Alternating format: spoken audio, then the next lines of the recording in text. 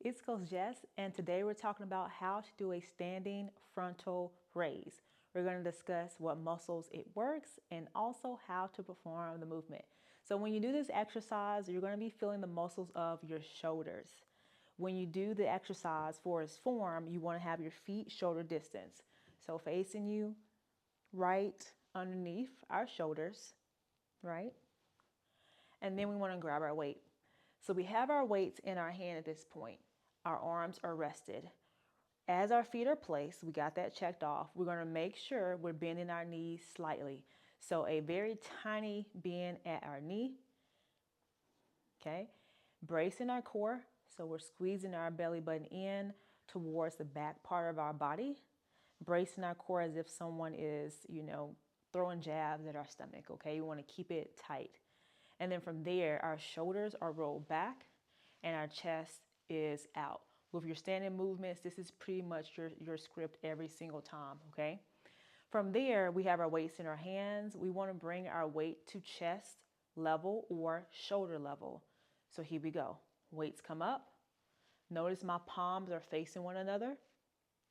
I control it at the top, hold it for a second, control it back down, stick it at the end. And what I mean by sticking it at the end part of your movement is avoid the extra swing at the bottom part. Stick it by your side, bring it up, control it down. Let's do two more. 1, 2, and back down.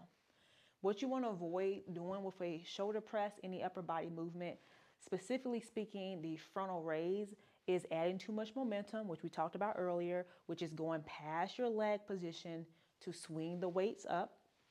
That means your weight is too easy, I should say too heavy, so it's too hard. So you want to go down in your weight.